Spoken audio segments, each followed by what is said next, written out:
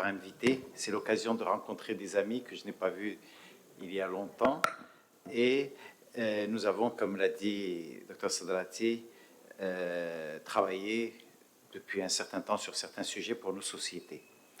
Et aujourd'hui, je vais vous parler d'un sujet un peu particulier parce qu'une prothèse douloureuse, pour un chirurgien, normalement, si on opère, c'est pour enlever la douleur. Donc, si elle est douloureuse, c'est qu'il y a quelque chose qui ne va pas. Alors, je remercie le professeur Maghraoui du choix du sujet. J'ai beaucoup hésité avant de faire la structure de la présentation parce qu'en fait, il y a beaucoup de choses. Une prothèse douloureuse, il y a beaucoup de choses qui peuvent entraîner la douleur. Tout d'abord, les prothèses, au Maroc, de plus en plus, on en place de plus en plus. On est autour de 6 à 8 000 prothèses. Il n'y a pas de chiffres, il n'y a pas de statistiques réelles. C'est en tâtonnant un petit peu. On est à peu près 650 orthopédistes au Maroc et en considérant que chacun fait 10 prothèses par an, on se retrouve autour de ces chiffres-là qui vont en augmentation. Les prothèses qui existent sur le marché, celles qui se pratiquent le plus, c'est la prothèse du genou, la prothèse de hanche, les fractures, les coxarthroses. La prothèse d'épaule existe, mais c'est très rare, on n'en fait pas beaucoup. La prothèse de la tête radiale, elle existe, mais elle est très rare. Et les deux autres prothèses habituelles n'existent pas du tout sur le marché marocain. Donc, comme on ne m'a pas précisé quel type de prothèse, je vais me concentrer sur les deux plus fréquentes, la prothèse du genou et la prothèse de hanche. Seulement pour vous rappeler que les prothèses, c'est plusieurs éléments en fonction de l'articulation. Donc, il y a un élément de part et d'autre. Vous voyez qu'il peut y avoir plusieurs éléments. Il y a un élément en acier ou en titane, il y a du polyéthylène, il y a de la céramique. Et la prothèse de hanche, il y a au moins 3 éléments, sinon plus. Et au niveau du genou, c'est normalement limité à 4 ou 3, si on ne fait pas le bouton rotulien. Ce qui est intéressant, c'est que la pose d'implant est exponentielle. Elle double tous les 10 ans. Ici, vous avez une projection pour les États-Unis pour 2060, mais ça ne fait qu'augmenter dans tous les pays. Le seul frein de la prothèse, c'est le frein économique. Dès que les patients voient un patient opéré, ils se font opérer. Par contre, les études sortent, et de plus en plus d'études. Vous voyez ici une étude en 2016 qui a revu 2844 patients. 12% à 1 an avaient des douleurs ou des complications. Donc finalement, ce n'est pas anodin. Et ce qui est intéressant, vous voyez, vous avez des causes pratiquement à 5% pour les causes mécaniques, moins pour les causes non mécaniques, mais il y a 1,3% de cas de douleur inexpliquée. Dans cette étude, ça veut dire qu'on n'a pas trouvé la douleur. Ce qui est intéressant, c'est que les complications, plus vous allez dans le temps, plus vous allez avoir de complications. Et on arrive à des séries avec 34% de complications. Pour la prothèse douloureuse, ce qui est étonnant, pas tellement, mais la prothèse totale de hanche donne moins de douleur que la prothèse totale du genou. En fait, elle est enchâssée dans du muscle, elle est plus couverte, donc peut-être qu'elle donne moins de douleur. Et dans certaines études, les patients parlent peu de leur douleur ou rapportent mal leur douleur. Mais je pense que dans notre contexte, dès qu'il y a le moindre douleur, il va accourir, il va venir, le patient. L'intensité de la douleur. Quand le patient vient avec une douleur, à 6 mois, dans cette étude faite par des médecins physiques et de rééducation, vous voyez qu'il n'y a pas de douleur au bout de 6 mois pour un tiers des patients, ce qui est bien. Il y a une légère douleur pour la moitié des patients. Il y a une douleur modérée pour pratiquement 20% des patients. Elle est importante pour 4% des patients et elle est très importante pour un patient sur 200. Donc ça veut dire que la douleur peut exister et qu'elle peut être très importante. Alors quand on cherche l'étiologie de cette douleur, elle peut être très facile ou peut être très difficile. Il y a des choses qu'on ne connaît pas. Le chirurgien ou le médecin qui revoit le patient cherche, mais il y a des choses qu'il n'a pas vues ou qu'il a vues décrites ou qu'il a entendues, mais qu'il tarde à retrouver. Et parfois, vous avez plusieurs éléments qui vont composer la douleur. Donc finalement, il y a une interaction entre plusieurs possibilités. Pour les prothèses, on les divise en 3 grandes parties. Les douleurs articulaires qui sont liées à l'implant prothétique, les douleurs non articulaires qui ne sont pas liées à l'implant, et la troisième partie, comme on l'a déjà dit, quand il n'y a pas de diagnostic, c'est des douleurs inexpliquées qu'on ne comprend pas, et c'est un diagnostic d'élimination. Pour les prothèses douloureuses intra-articulaires, on peut diviser en 3 grands chapitres les causes. Il y a les causes biologiques qui sont essentiellement inflammatoires. Il y a les causes traumatiques, comme les traumatismes ou le décèlement qui est dû à des microtraumatismes au niveau de la prothèse, ou des causes mécaniques, un défaut d'implantation, une usure, un conflit avec les tissus mous ou des raideurs. Ensuite, il y a les étiologies extra-articulaires qu'on divise en douleurs abarticulaires autour de la prothèse, des douleurs projetées, ou un syndrome douloureux complexe qu'on ne comprend pas très bien, ou, en dernier recours, des causes psychiatriques. Et vous voyez que c'est la plus grande partie des douleurs, puisqu'elle représente 60% des douleurs. Et enfin, en moyenne, dans 6% des cas, on ne retrouve pas la douleur. On ne sait pas quelle est la cause. Donc, parfois, elle peut disparaître, donc c'est bien. Parfois, elle persiste, il faut essayer de trouver la cause. Alors, quand on est devant une prothèse douloureuse, le patient vient vous dire qu'il a mal. Il faut un interrogatoire le plus précis possible qui va retracer l'histoire de la prothèse, quand est-ce qu'elle a été implantée, pourquoi, dans quelles conditions. Il faut faire un examen clinique. Il y a des auteurs qui ont décrit des techniques, c'est-à-dire quand vous faites une extension ou une flexion au niveau du genou, on peut s'orienter vers un décèlement ou vers un problème rotulien si la douleur est à la descente ou à la montée des escaliers. Si la douleur est permanente, on s'oriente plutôt vers un problème inflammatoire, un problème infectieux. Les examens biologiques sont importants. L'imagerie est essentielle, notamment la radiographie standard, mais la tomodensitométrie, l'échographie, le PET scan et la scintigraphie. Et en dernier recours, on peut utiliser des moyens plus invasifs comme la ponction pour aller chercher une infection ou des infiltrations pour diminuer les douleurs abarticulaires et faire le diagnostic d'une tendinite. Alors ces prothèses, quand elle est douloureuse, vous avez des douleurs périopératoires. Toujours quand on se fait opérer, on a mal. C'est logique, on a une douleur qui est après la chirurgie. On peut avoir des complications périopératoires rapidement, mais ce qu'il faut savoir, c'est que la douleur, après une prothèse, va diminuer progressivement. Et c'est à partir de 6 mois qu'on dit que la prothèse est douloureuse, pas avant. Et le plus important, c'est de faire la différence entre la prothèse douloureuse qui est inflammatoire ou mécanique. Si c'est inflammatoire, c'est ça l'angoisse du chirurgien, parce que la cause la plus importante, celle qui nécessite une reprise le plus rapidement possible, celle qui nécessite le diagnostic le plus rapidement possible, parce que pour le traitement, c'est important, c'est, bien sûr, vous le savez, c'est l'infection. Et l'infection peut être évidente. Vous avez un écoulement, la clinique est évidente, vous avez la rougeur, vous avez l'impotence fonctionnelle, le patient doit être repris chirurgicalement. Et ces infections sont relativement fréquentes, puisque c'est la complication principale. Quand vous discutez un patient dans son indication chirurgicale, on vous lui dit toujours qu'il y a un risque infectieux, et ce risque est de 0,3% à 1,9% dans les équipes. Moi, je dis toujours 2%. Et quand vous reprenez un patient, c'est entre 10 et 20%. On dit que la moyenne est 10%, mais c'est entre 10 et 20% en fonction de la pathologie pour laquelle vous le reprenez. Parfois, l'infection, le diagnostic est très difficile.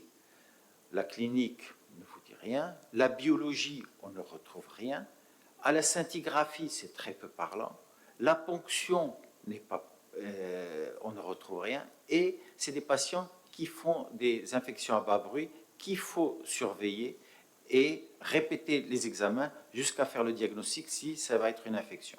Il y a des auteurs qui ont déclaré que la CRP avait une valeur prédictive négative à 99%. Encore faut-il que vous ayez un délai pour que la CRP puisse baisser pour pouvoir la contrôler plus tard. À côté de l'infection, il y a les fractures. Vous pouvez faire un patient qui n'avait pas de douleur, qui a fait une chute, ou un traumatisme, peut avoir une fissure. Vous voyez ici des fissures pour une prothèse totale du genou et une prothèse totale de hanche, et que dans ces cas de fissure, c'est des traitements orthopédiques. Donc vous allez surveiller le patient et ça ne va pas se déplacer. Au niveau de la rotule, la même chose. Si vous avez l'appareil extenseur qui est continu, on va faire un traitement orthopédique. Si l'appareil extenseur n'est pas continu, on va faire un traitement chirurgical. Et dans des fractures où la fracture est très déplacée, il n'y a que la chirurgie. Donc, c'est relativement évident. Ensuite, vous avez des douleurs qui peuvent être des douleurs plus sournoises. Vous avez des douleurs à certains mouvements. Le patient commence à déceler. Alors, quand vous faites une radio standard, vous pouvez ne rien voir. Vous voyez, vous avez l'interface entre l'implant et l'os qui est continue, où vous avez un léger liseré. Quand le liseré commence, ça veut dire que le décèlement commence. À 5 ans, vous avez un décèlement dans 5,4% des cas. Mais ce décèlement ne veut pas dire que vous allez reprendre. Vous allez le surveiller. Le décèlement, c'est 43% des reprises chirurgicales des prothèses totales, surtout au niveau de la hanche. Mais quand vous doutez ou quand vous voulez mieux voir, vous faites une TDM. Et vous voyez que dans la TDM, on voit très bien la lise autour du ciment dans ce cas-là. Et à ce moment-là, vous pouvez, s'il y a des douleurs, indiquer la reprise chirurgicale. Parfois, le décèlement, comme vous le voyez dans cette radiographie, dans ces deux radiographies, peut être accompagné d'une usure. L'usure, c'est le polyéthylène, c'est un plastique très résistant, et en fonction du frottement, vous allez avoir de l'usure plus ou moins. Alors, pour la petite histoire, Charlet, quand il a décrit les premières prothèses de la hanche, il a décrit une tête de 22,5. Alors, la tête de 22,5 était idéale. Vous avez des prothèses actuellement qui ont été posées il y a 35 ans qui gardent cette prothèse. Mais le corollaire de cette tête était le risque de luxation. Il y avait un risque de luxation de 20%. Donc finalement, les chirurgiens qui étaient entraînés avaient très peu de luxation, mais les jeunes avaient beaucoup de luxation et progressivement, on a augmenté la tête au niveau de la prothèse de hanche, ce qui va entraîner beaucoup plus de décèlement actuellement. Pour la prothèse du genou, vous voyez qu'il y a une interface en polyéthylène. Cette interface est passée de 9 mm à 10 mm pour diminuer l'usure. On avait des 9 qui ont été éliminés de tous les ancillaires et ne sont passés à 10 mm. Alors quand vous avez cette petite usure du polyéthylène, ça provoque un problème inflammatoire et une réaction importante qui peut provoquer de véritables tumeurs. Et dans ce cas-là, vous voyez, vous avez une tumeur qui est arrivée dans le petit bassin. C'est exceptionnel parce qu'il va falloir aller la chercher pour la vider. Mais normalement, elle se fait du côté externe de la hanche. Comme les fractures, on peut avoir des luxations. Alors, la luxation, c'est évident, ça donne des douleurs. Alors, ce qu'il faut savoir, c'est que quand c'est comme dans la radiographie de gauche, c'est évident. Mais parfois, vous avez entre les différents éléments de la prothèse, notamment au niveau de la tête fémorale, vous voyez, entre tous ces éléments, il peut y avoir une luxation ou une fracture de ces éléments. Et à ce moment-là, le diagnostic est beaucoup plus compliqué et parfois, il nécessite des scanners où c'est à l'examen qu'on essaye de le deviner. Pour le genou, c'est la même chose. Quand vous avez une luxation évidente, c'est évident. Mais parfois, il y a des douleurs parce qu'il y a une instabilité. Vous avez une instabilité ligamentaire ou une instabilité intraprothétique et on va faire des clichés de stress comme pour les ligaments au niveau du genou. Plus important, c'est quand on n'a pas, au niveau des prothèses, un jeu complet. Quand vous opérez un patient et vous essayez les différentes tailles, la petite est trop petite et la grande est trop grande. Et quand vous placez la prothèse, donc vous avez un encombrement qui est important et cet encombrement va gêner les muscles et les tendons tout autour de la prothèse. Donc, comme vous le voyez ici, vous savez que les plateaux tibiaux le plateau tibial interne est plus grand que le plateau tibial externe. Et toutes les prothèses ont le plateau tibial interne et externe qui sont équivalents, en tout cas celles qui sont disponibles au Maroc. Donc, automatiquement, si vous faites une grande prothèse, vous allez avoir une irritation des structures qui sont autour. Et dans la radiographie du milieu, vous voyez que la rotule est toute petite par rapport à tout le carter fémoral, donc il va y avoir des problèmes avec la rotule, parce que la rotule, la course va être diminuée. Donc cette irritation des structures environnantes va être au niveau, par exemple, du tendon rotulien par irritation du polyéthylène. Ici, vous voyez que le polyéthylène arrive jusqu'au tendon rotulien et l'irritation progressive va entraîner des douleurs. Pour ça, l'échographie est un bon outil de diagnostic. Au niveau de la hanche, on peut avoir une tendinopathie ilio-psoas. Donc, ces tendinopathies peuvent être soit au niveau, comme vous le voyez ici, au niveau du cotyle. Vous voyez, le cotyle sort au niveau supérieur et antérieur, et vous avez le frottement avec le tendon du psoas, ou vous pouvez avoir une irritation externe au niveau du grand trochanter avec le fascia lata ou un autre muscle. Il y a aussi une chose importante, c'est le positionnement des implants. Les implants, vous avez 4 surfaces articulaires, deux au niveau de la hanche et 2 au niveau du genou, et il faut poser les implants de telle façon qu'ils reproduisent la cinématique, qu'ils reproduisent la biomécanique. Mais vous pouvez avoir des malrotations qui sont prouvées, et le patient arrive à marcher, il a moins de douleur. Donc il faut être très prudent, parce que les reprises ne sont pas toujours évidentes. Il y a aussi, quand on a un mauvais positionnement des implants, notamment au niveau de la hanche, vous pouvez avoir un contact qui est anormal. Alors ce contact va provoquer une usure. Et cette usure, progressivement, va provoquer des fragments. Ici, vous avez des fragments de céramique. Et au niveau du col, vous pouvez avoir une empreinte. Et la prothèse va commencer à fatiguer et on peut commencer à avoir des douleurs.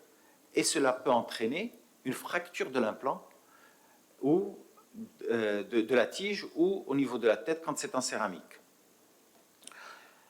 Au niveau du genou, il y a une chose qui est importante, c'est la rotule. La rotule est, comme je vous l'ai dit au début, peut être resurfacée, c'est-à-dire qu'on peut lui faire une prothèse au niveau de la rotule ou pas. Alors là, c'est comme tout à l'heure, quand le Dr Bahili disait que les patients qui étaient traités, il y avait 30% qui allaient bénéficier et 70% qui allaient être traités pour rien. C'est la même chose. Si vous traitez toutes les rotules, vous mettez un resurfaçage pour toutes les rotules, il y en a 10% qui vont aller mal. Et si vous ne mettez aucune rotule, il y a 10% qui vont aller mal. Donc, ça devient des habitudes. Alors, il y a des patients qui disent « moi, je préfère faire la rotule, comme ça, s'il a mal, j'aurais déjà fait la rotule ».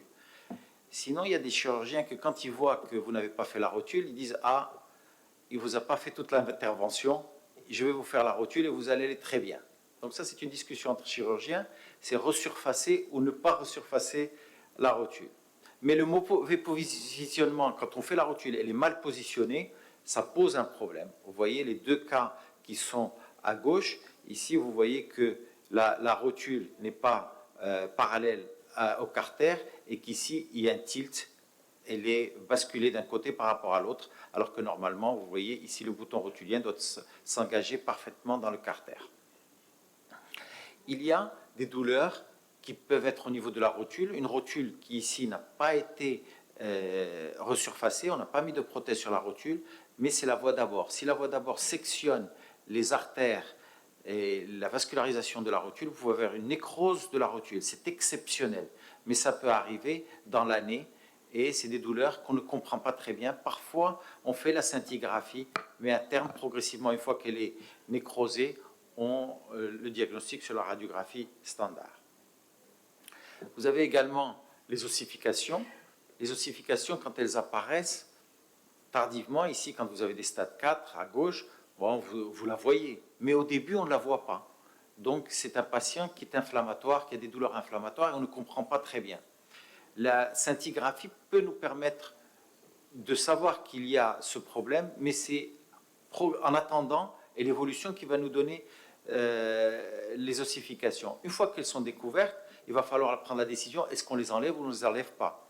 Si vous les enlevez alors que c'est des ossifications qui sont encore productives, vous allez donner un coup de fouet à l'ossification et ça va devenir encore plus important après la chirurgie.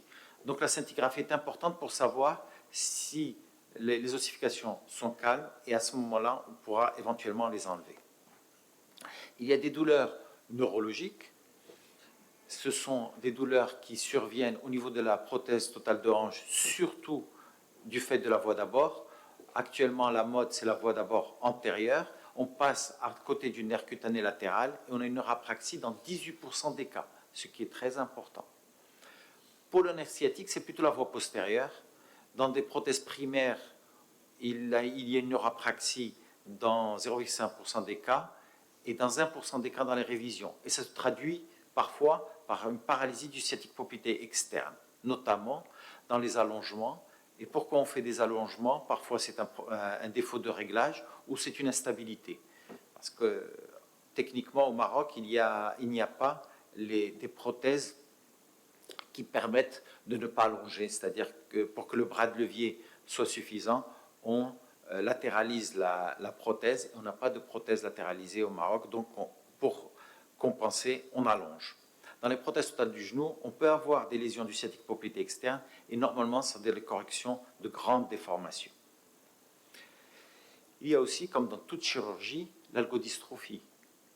L'algodystrophie, c'est un patient où on ne retrouve pas de problème technique au niveau de la prothèse. C'est des douleurs qui restent diffuses.